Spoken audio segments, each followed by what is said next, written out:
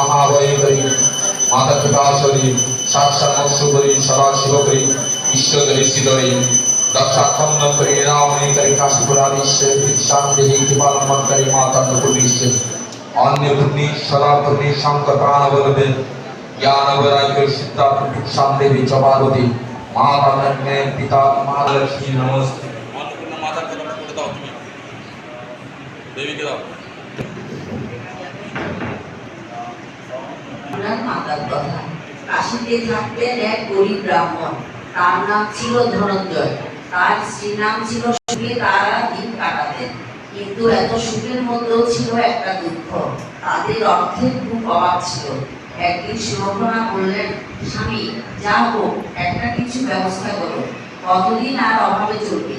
তখন ধনঞ্জয় ভগবান শঙ্কর বললেন, দেবাদিকে আমার বড় কষ্ট, বড় অভাব, আর যে সহ্য করতে পারি না প্রভু, তুমি আমাদের অভাব দূর করো।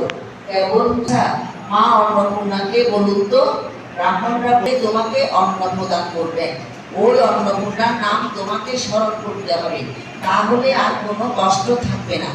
ধনঞ্জয় তখন বাড়িতে ফিরে স্ত্রীকে বললেন, আর ভয় নেই, স্বয়ং দেবাদিদেব মহাদেব এক অপূর্ব সুন্দরী দেবী তার সামনে এসে স্বয়ং আবির্ভূতা হলেন।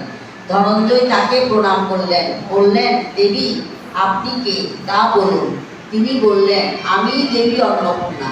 কাল অগ্রহায়ণ মাসের পূর্ণিমা শুভ তিথি, ব্রত করতে হয় না, প্রতিটা সারাদিন উপোস থাকতে হবে এবং তাহলে একদিন বেশি উপোস করে সুতো কেটে আহার